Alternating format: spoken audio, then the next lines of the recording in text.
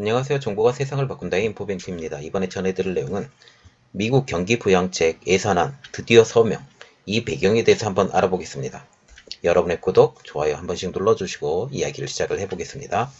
지금 이전에 트럼프 대통령이 그 서명안에 대해서 거부를 했어요. 왜냐하면 이때 재난지원금이 개인당 600달러 이렇게 나온다고 했는데 트럼프 대통령은 재난지원금을 2,000달러까지 상향 조정해야 된다라고 하면서 거부를 한 사건이 있었는데 이것을 알아보겠습니다.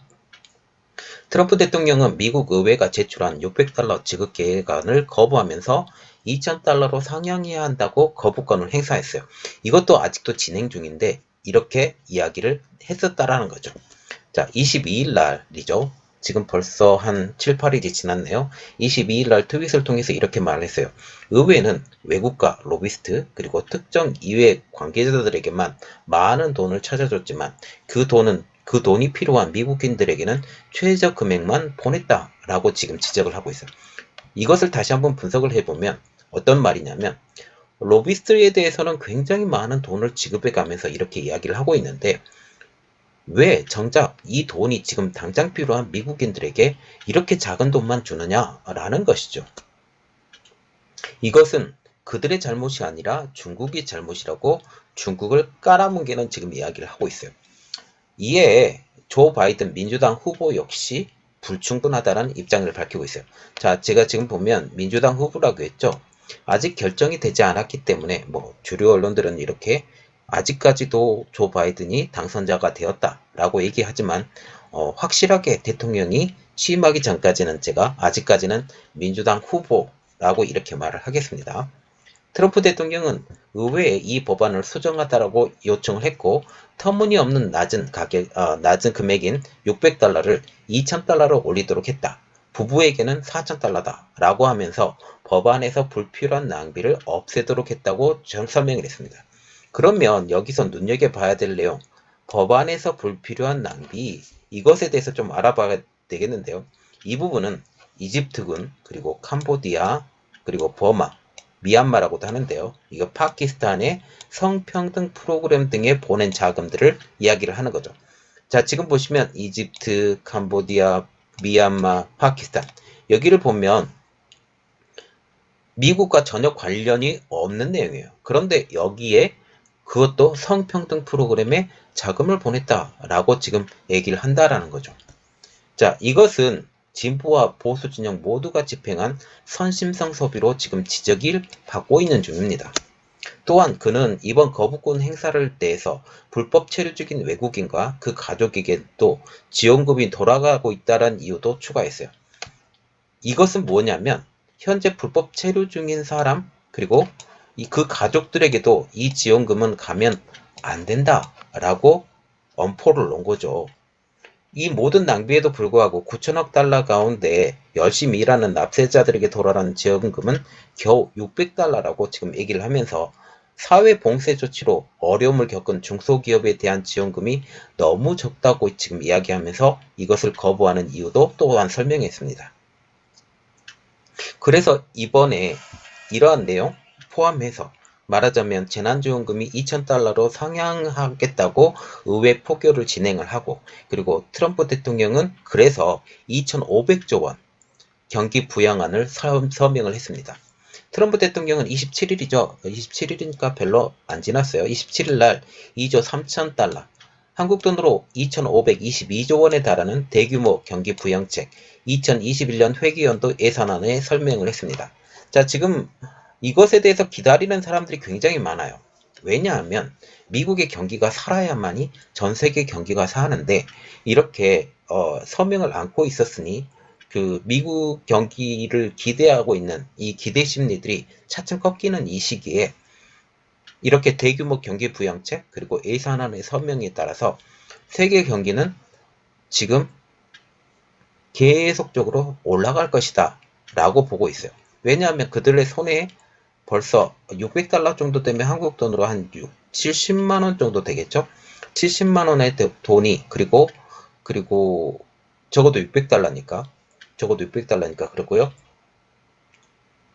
그리고 또 부부 같은 경우는 140만원. 그런데 이게 2,000달러로 딱 올라가게 되면 벌써 3배 이상의 가격이 되기 때문에 일단은 돈을 받아서 풀고 이것을 소비를 증진시켜야 되겠다라고 지금 생각을 하고 있다라는 겁니다.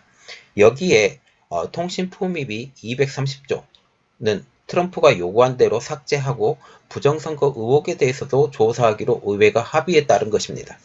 그러면 지금 트럼프 대통령이 주장했던 재난지원금 2,000달러에 대해서는 어떻게 하느냐? 이것이 의회에서 다시 표결에 붙이기로 지금 주장을 했는데 통과가 될 것 같죠? 이번 코로나 확산에 따른 구제 예산 9천억 달러, 한국 돈 약 990조, 그리고 1조 4천억 달러, 한국 돈으로 1,540조 원의 연방정부 등에 관한 이번 예산안이 확정이 되면서 미국인 수백만 명에 대한 추가 실업급여도 지금 제공이 되고 연방정부의 셧다운 위기도 피하게 됐습니다.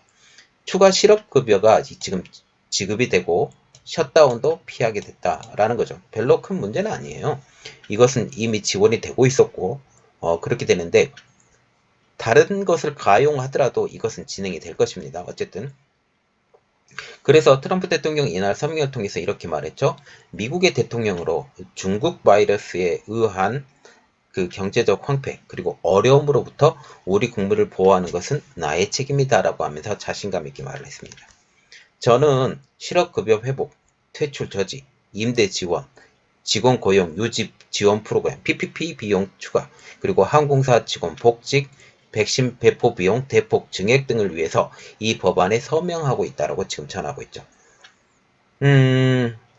그리고 이전에 600달러의 재난지원금, 이것이 2,000달러로 늘리려는 트럼프 요구는 아직 이행이 되지 않고 있지만 지금 예산안 통과가 지금 그러면서 지연이 됐었죠. 그리고 트럼프 대통령은 전염병 확산을 막기 위한 봉쇄 조치로 여러 어려움을 겪고 있는 사이에 예산안에 낭비적인 지출이 많다고 강력하게 지금 여러 차례 지금 이야기를 하고 있죠.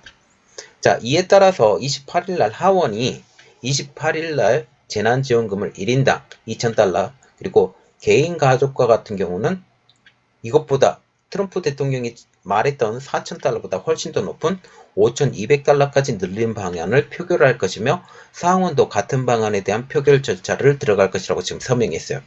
민주당 소속의 낸시 펠로시 하원 의장은 공화당 의원들이 재난지원금 인상을 막고 있다고 이야기하면서 트럼프 대통령에게 이를 저지하라고 촉구를 했습니다. 그러나 펠로시 의장은 트럼프 대통령이 지적하고 있던 통신품위법 230조와 부정선거 의혹에 대해서는 여전히 침묵으로 일관하고 있어요. 230조 부정선거 의혹 이게 다 연관이 있는데 230조를 통해서 커다란 기업들이 이렇게 잘못된 정보를 주는 것 그리고 부정선거 의혹은 아직도 이야기하고 있죠. 그래서 트럼프 대통령 이에 대해서 의회가 통신품위법 230조에 대해서 재검토로 약속했다는 것을 지금 강조하고 있어요. 그러면 통신품위법 230조가 무엇이냐? 이 조항은 인터넷 플랫폼 기업들이 사용자가 올린 음란물 그리고 지적재산권 위반 콘텐츠 이것을 차단하도록 하는 등 일정 부분 책임을 지도록 규정하고 있지만 여전히 상당한 수준의 면책이 지금 부여되고 있어요. 이것이 트럼프 대통령이 지적하는 거예요. 트럼프 행정부는 빅테크 기업들의 보수적 관점을 제한하고 언론의 자유를 억압하는 행위를 관여하고 있다고 주장하면서 소셜미디어에서 사용자 콘텐츠를 한쪽으로 편향되게 검열할 경우 사회적 위험성이 있다라고 지금 지적하고 있어요. 지금 트럼프 행정부가 지금 얘기하고 있는 대표적인 회사가 어디냐? 트위터, 그리고 페이스북 이런 회사들이에요. 이런 회사에서 지금 특히 트위터와 같은 경우는 트럼프가 올린 내용에 대해서 이렇게 잘못된 내용이다 라고 얘기를 했고 페이스북 자체로는 아예 올리지 못하도록 지금 막아놓은 상태죠. 또한 이번 서명과 함께 트럼프 대통령은 상하원이 2020년 대선 때 발생한 것으로 알려졌던 각종 부정선거 증거에 대해서 강력하게 집중하기로 합의했다고 밝혔습니다. 자, 이번에 예산안을 통과시키면서 그 딜을 했어요. 딜을 했던 것이 이번에 부정선거 이 부정선거를 검토해달라 라고 지금 얘기했다라는 거죠. 그래서 대통령은 상원이 이제 유권자 사기에 대한 조사를 시작할 것이라고 언급을 했어요. 압박을 한 거죠. 그러나 미치 매코놀 공화당 상원 원내대표는 법안 통과에 대해서는 환영을 했지만 통신포미법 230조 부정선거 조사 약속에 대해서는 민주당 펠로시 하원 의장과 마찬가지로 언급하지 않았어요. 지금 현재 공화당 내에서도 트럼프 대통령의 이런 의견들을 되게 싫어해요. 그래서 민주당 쪽으로 붙는 사람들이 좀 있을 것이다 라는 말이 나오고 있는데, 이렇게 되면 미국 상원 의원이 이번에 조지아주에서 보궐선거를 하고 있잖아요. 이 보궐선거를 해서 한두 표가 한 석이나 두 석, 그러니까 이번에 나오는 건 두 석인데 뭐 이렇게 다 쓴다 할지라도 어, 공화당 내부에서 반발이 좀 있기 때문에 이 결과는 아직은 좀 미지수가 될 것이다 라는 게 제 의견입니다. 자, 그래서 지금 보면 이번에 트럼프 대통령이 그리고 재정 보조금 그리고 이러한 예산안 이러한 것들을 이번에 통과를 시켰는데, 이러한 것들을 통과를 시키면서 민주당과 공화당의 딜을 했다. 이 딜을 한 내용들이 어떻게 진행될 것인가 라는 것을 다시 한번 보고 이 진행 상황에 대해서 여러분들에게 더 자세히 알려드리겠습니다. 이번 내용은 여기까지였고요. 제 내용이 여러분들에게 도움이 되셨다 라고 보시면 구독과 좋아요 그리고 알람 설정까지 좀 부탁드리겠습니다. 감사합니다.